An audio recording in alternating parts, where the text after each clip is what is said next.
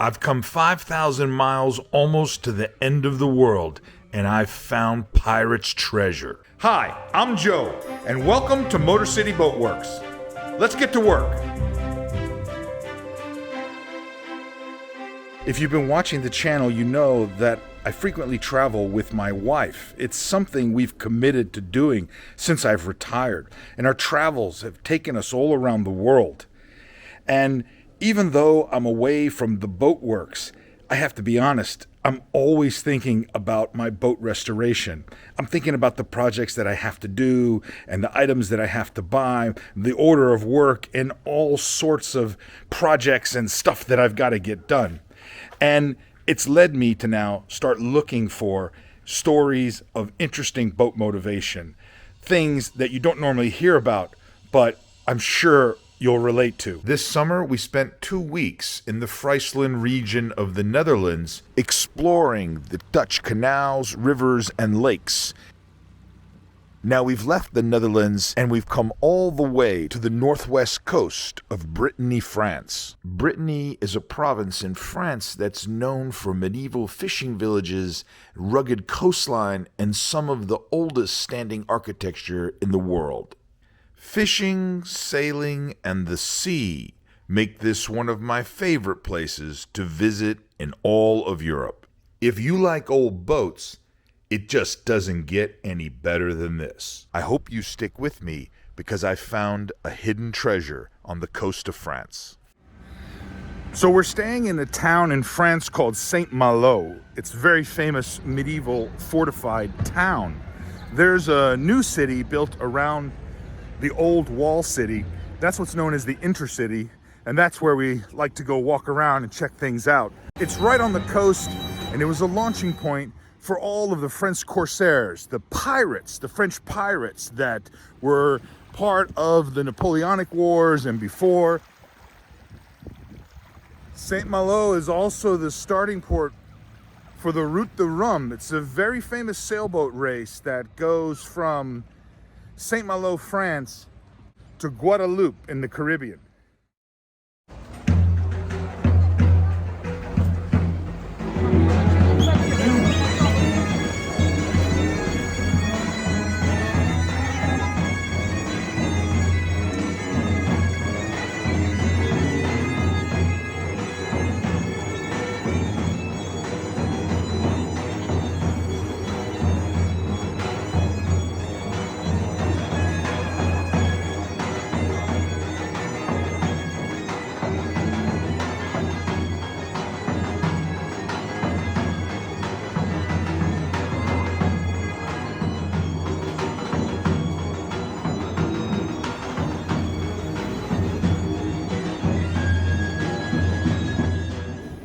The furthest western edge of Brittany is known as Finistère. In French, it means the end of the world.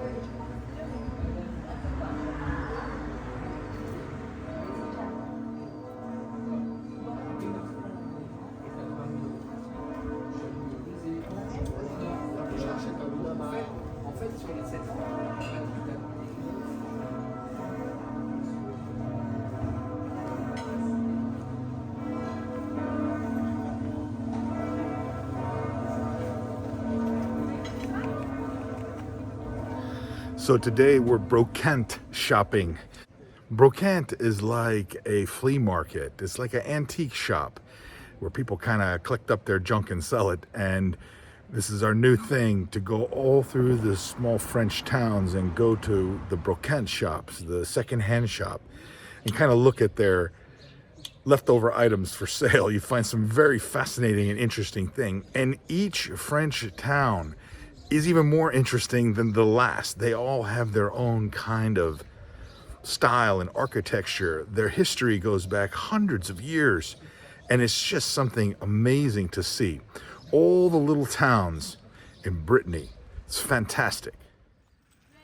This is an example of a brocante, and they have all kinds of interesting kind of flea market type of things. A lot of places are antiques shops, and they have old furniture and things going back hundreds of years, but we're really more interested in like kind of weird stuff that are cast-offs. You find some very interesting things, kind of pop art stuff, everything from pop art to nautical items to just interesting French souvenirs. In every cove, around every corner, is an old marina or a small boatyard with every sort of boat you could ever imagine. In all these towns, I'm on the hunt for something to bring back to my boat project. All this is what led me to search for a brocante marine, a brocante that specializes in nautical antiques. And I found one. There's only one. It's called the Rocher du Corsaire, the Rock of the Pirate. Over the years, I've been in a number of boat shops. Some are just parts stores, some are nautical antiques, but never have I been inside a shop that had such a vast array of nautical items. Things from real ships, from real fishing vessels, items that you just don't see every day. Over the next several weeks, I visit this shop many times. So what I'm looking for is some type of a chart that I'm going to use for the epoxy chart table. If you're new to the channel, make sure you go back and take a look at the episode where I talk about building an epoxy chart table for the cockpit area of my Albin 27 pocket trawler. I want to inlay a nautical chart inside the table along with some other items. It'll be something really unique. And I'm looking for a nautical chart. The owner is a retired French fisherman named Serge. Just to tell you how salty Serge is, when I show him a photograph of the boat that I'm building in the boat Werks, he tells me about his boat. He keeps it across the bay. He can see it from his alleyway. It's an old converted St Malo lifeboat. It's more than 100 years old. It was first made in Belgium. It's made of wood and bronze fasteners.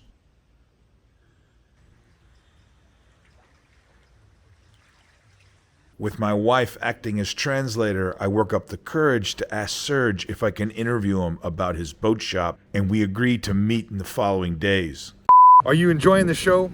But do me a favor, hit the like button and maybe leave a comment below. I invite you to join my channel. These videos would not be possible without your support. Thank you.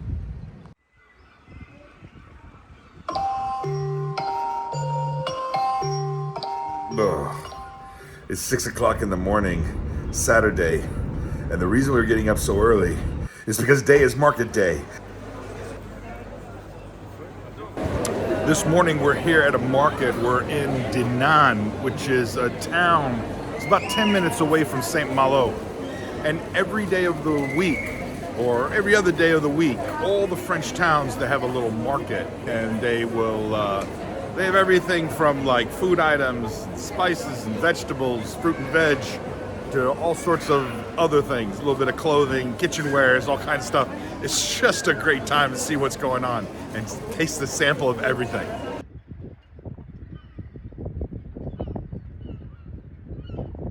Virtually everywhere you look, there's something nautical going on. Everything is related to the sea.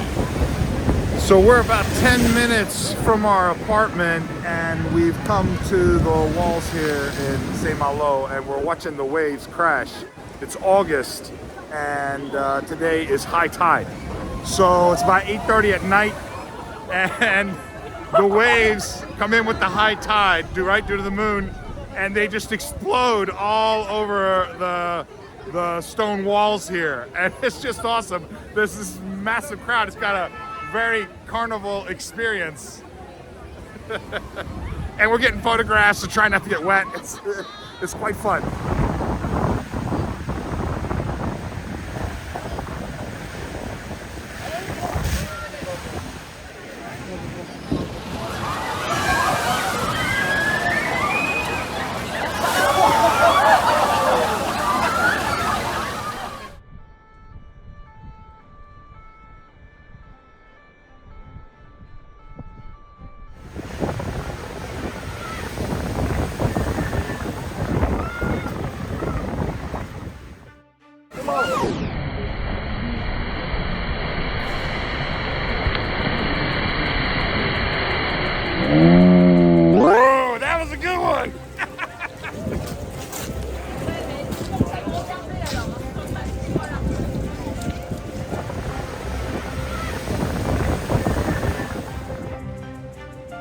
We're going back to the Pirates Rock. We're going to interview Serge today.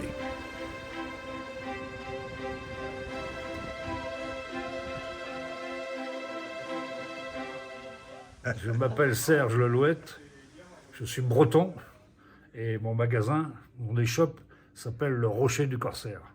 So, Serge, I want to ask you some questions. And the first question is, how long have you been doing this, selling the nautical parts in your shop?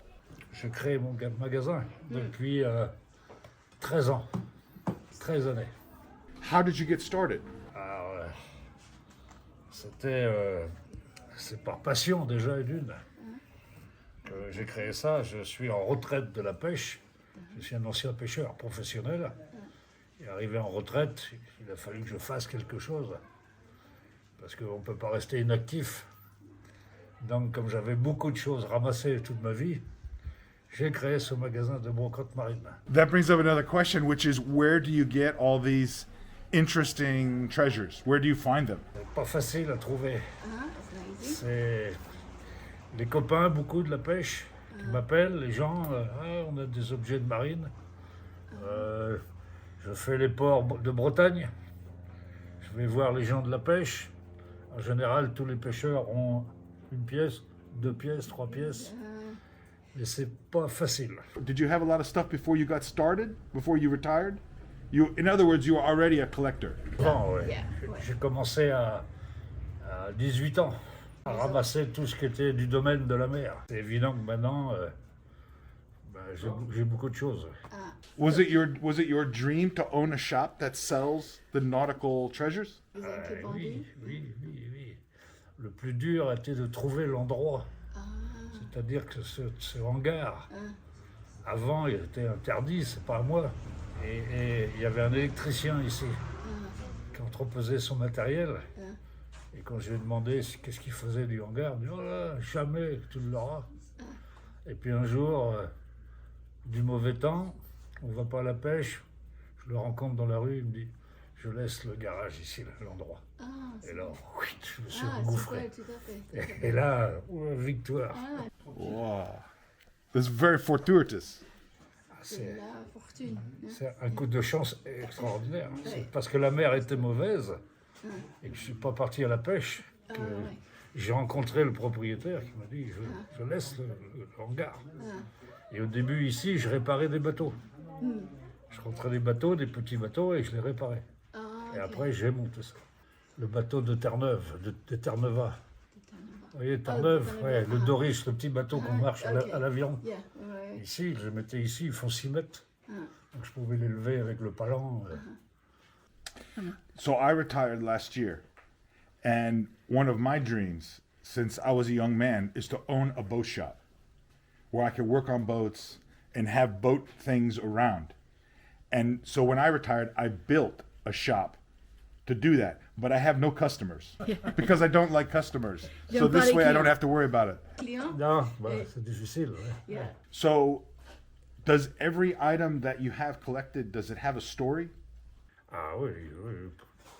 Presque toutes les pièces ont une histoire, bien sûr. Elles ont participé à la marine. Ah oui, toutes les pièces de bateau. Complètement. Ouais, même ça. Ça, c'est les flotteurs. Je sais qu'aux États-Unis, là, dans le Vancouver, là, dans l'est des États-Unis, les Japonais travaillent toujours avec des boules en verre, comme ça. Et donc, avec le vent, les tempêtes, elles viennent sur les plages. Tout le monde court après. So I've been inside your shop now 2 or 3 times, and every time I come here, there's something different. And it's only been 1 or 2 weeks. So where are all the new items coming from? Ce matin, par exemple, il y a un monsieur qui est venu me voir, il a une maquette cassée, une goélette. Et il me demandait, vous le réparez? Je dis, ouais. Je peux vous l'acheter, donc je vais peut-être avoir encore une maquette, mais qu'il faut reconstruire, refaire, mais ancienne, une belle maquette. Voilà, c'est comme ça que ça se passe. Les gens m'appellent, on a des choses maritimes à vendre. J'ai le village d'à côté, une famille de marins, mais eux, ils ont oublié toute l'histoire de leur famille, qui faisaient le Cap Horn avec ces bateaux-là. Ils ont toutes les affaires du grand-père. Ils disent, vous voulez les acheter? Je dis, ah ouais, ouais. Bien sûr, j'achète. Il y a le sextant, il y a les habits, il y a le coffre. C'est un trésor. Pour moi, c'est un trésor. Ah bah ouais. Pas laisser passer ça. Bonjour. Serge, what is the most unusual item that you have of all the things that you've collected? À la maison. C'est une boîte à aiguilles qui est faite dans un os d'albatros. L'oiseau du Cap Horn. Le grand oiseau albatros. Et les marins prenaient les os, parce qu'ils sont creux les os. Et ils ont fait une boîte à aiguilles dedans.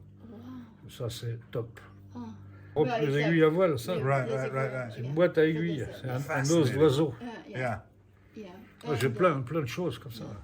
Et aussi une boîte à dominos faite par un prisonnier anglais en France. 17e. Une boîte comme ça, et dedans il y a des petits dominos pour jouer. Marqué pour sa femme en anglais 1780, je crois. Ça, c'est trésor. Ça. Ça, c'est le trésor. Wow. How did you find that? J'ai acheté un monsieur de Nantes. Parce que Nantes était un port où il y avait beaucoup de ces bateaux-là. Le Cap Horn, l'Amérique, quoi. Il y avait beaucoup, et il y a eu des batailles navales avec les Anglais ici, là-bas. C'était pas nos copains, les Anglais. I want to ask you a question. You don't have to answer it, but a lot of my viewers are older, right? They're not young people. So I always ask, how old are you? 70 ans. 70 years old. Yeah. And you've been doing this 13 years. 13 ans. Depuis 13-14 ans. 13, 14, yeah, 14. Is it successful? Les gens aiment.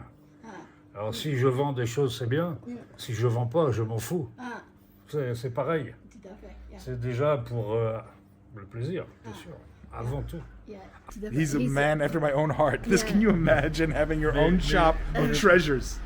If you had no customers, you would still collect the items anyway. This was one of the questions we talked about is, do you like collecting the items or do you enjoy selling the items to someone else because they like them and you like collecting them?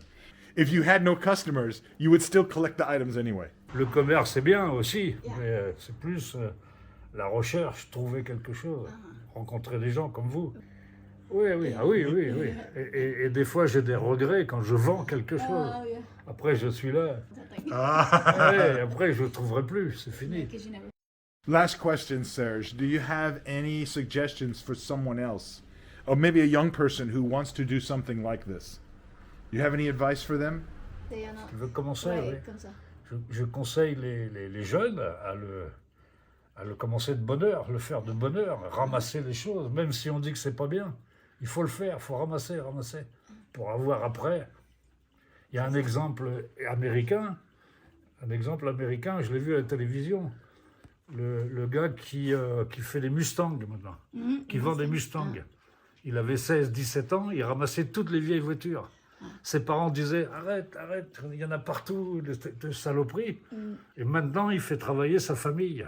Non. Parce qu'une Mustang, ça vaut 200 000 $. Ouais. Et ça, c'est un exemple. Tout à fait.